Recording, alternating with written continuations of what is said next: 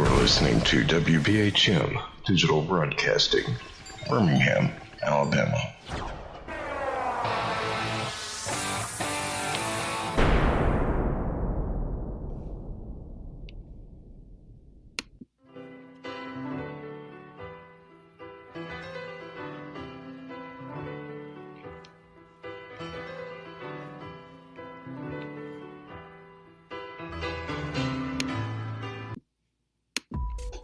Since 1948, Fate magazine has brought you reports of the strange and unknown, all of them true. Fate Radio is carrying on that tradition, bringing you the unusual, macabre, strange, and bizarre. Join host Kat Hobson Sunday nights from 8 to 10 p.m. Eastern on WBHM Digital Broadcasting.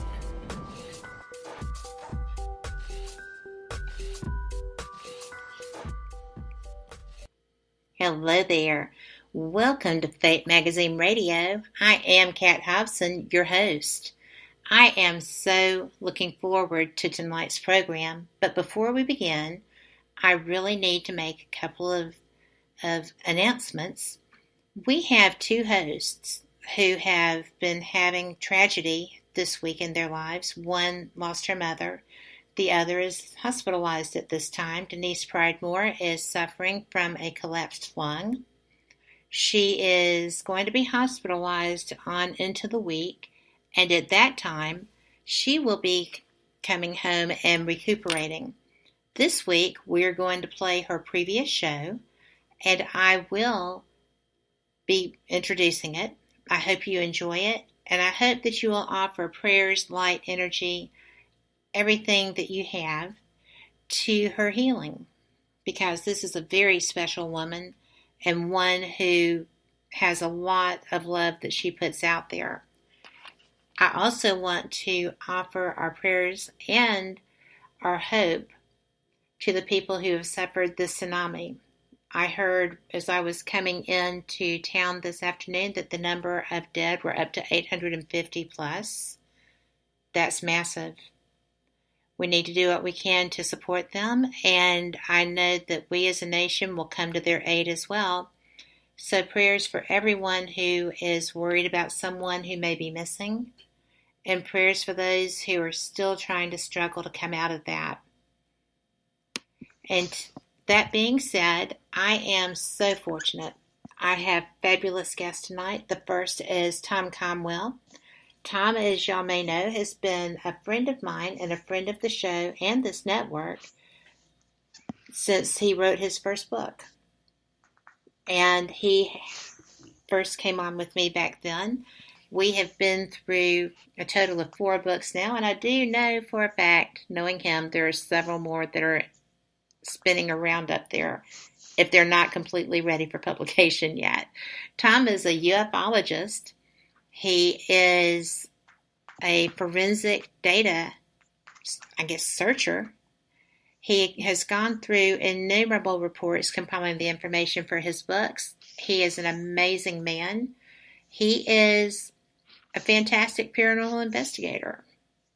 And welcome, Tom. Hi. Hi, Kat. Great to be on with you.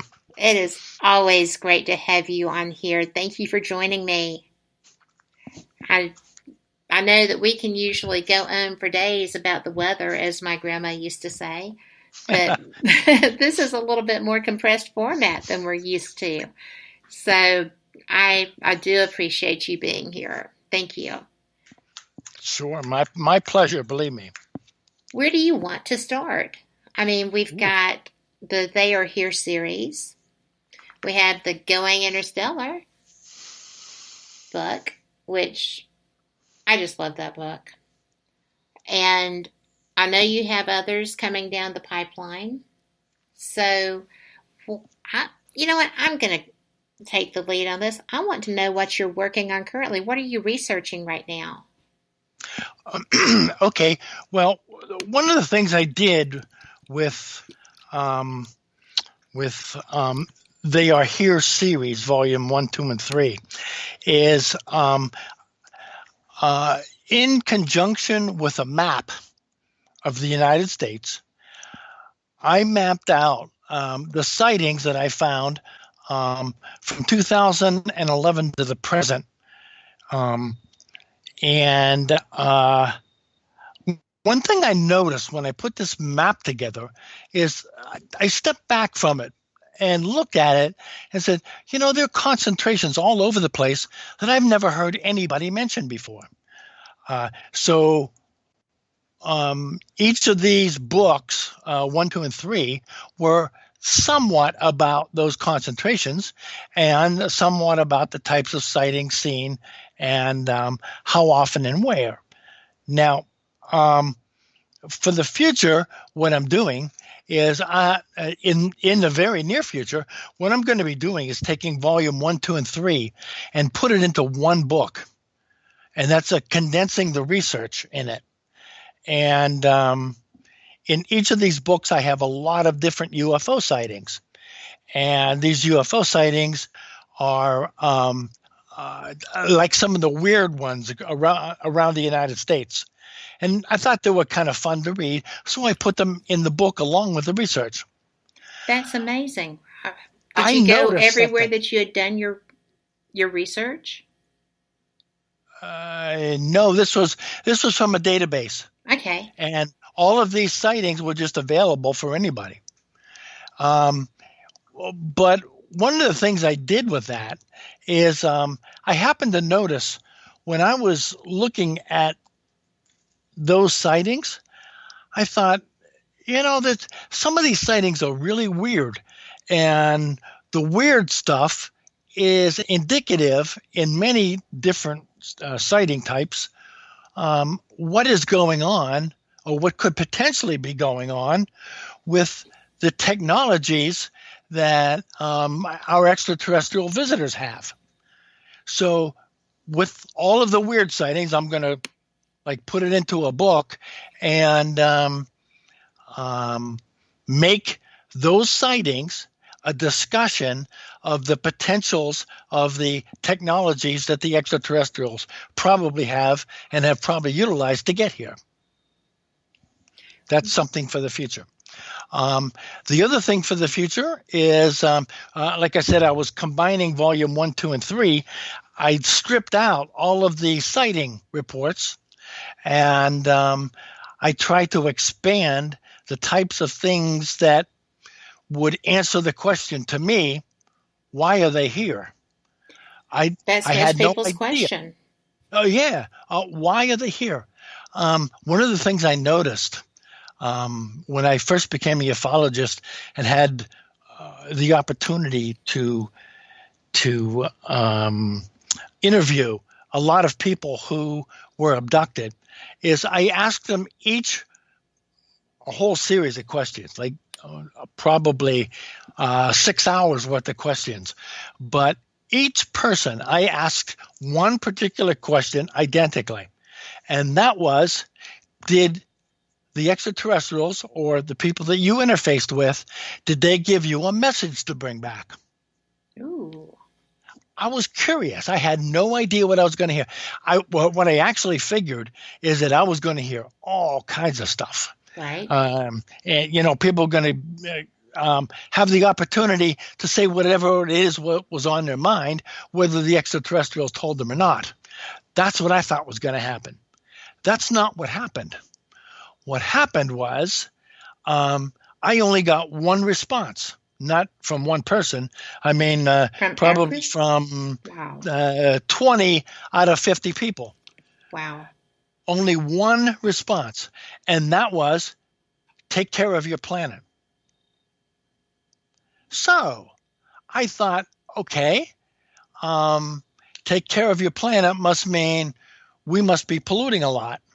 So I jumped into the pollution end when I did my research on volume 1, 2, and 3, right, and tried to look at if there are particular areas that we have polluted heavily, if there are areas where we are continuously polluting, like coal-fired power plants, or areas that had been polluted in the past, such as Superfund sites. I tried to compile all of those against the map sightings and see if there's any correlation between those kinds of things and sighting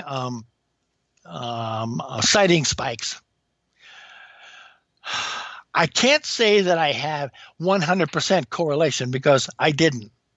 However, I saw a whole lot of things that I thought were pretty interesting, that they seemed to overlap. Really? And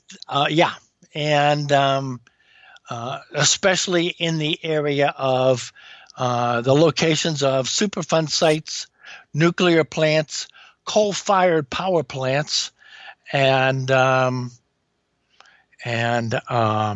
areas where we were dumping lots of waste into the ocean, like through rivers and whatever else. Right. And those seem to be the areas that are really high in sightings. Can I ask a question relevant to that? Go for it. I actually live near, or my business is near, a Superfund site that was, somebody had disposed of toxic batteries and such in very large quantities in this area where there was a watershed. And, right? And to the point that when my sister was living in that area and tried to get life insurance, they wouldn't give it to her. So she did not stay there more than 3 months, I don't think. I'm not sure what her time frame was, but when she learned that, she was gone. The Superfund sites, they're everywhere. When you were looking at that correlation, was the activity around all of them? No. Okay. That's why I couldn't say absolutely positively that the Superfund sites are causing it. I couldn't say that. And also for the same reason, I couldn't say it is only nuclear plants, or it is only ICBM sites, or it is only pollution from manufacturing dumped into rivers. It seems to be a lot of everything, but there seem to be high amounts of sightings in areas where there has been lots of pollution. Also, having said that, there is a lot of sightings around areas that are very pristine. There's no pollution. They're gorgeous sites, like beautiful land, crystal clear water. There's a lot of sightings there too. So this is just all over the spectrum at this point, right? It really is, and I could not put my finger on one particular thing. However, if I want to try to draw any correlations between multiple things, I could easily say that in the areas that are beautiful, they want to look at those things, and for a I don't want to say test bed, but they want to take the data from areas like this that are pristine and compare that to areas that we've screwed up. Can understand that. And I believe that there's a correlation there. I could see that. Because, you have to have, it's like when we do a paranormal investigation, you have to have baseline readings. And so I guess the pristine locations would be their baseline readings. Yeah. That's could be. Interesting. It could be. Well, when you were doing your work out west, did you find things that were active in, not like around the NORAD base, but like through the Rockies and areas that were untouched? Because a lot of those are still. Mm-hmm. And was there a lot of activity there? Yes, there was sporadic activity around bases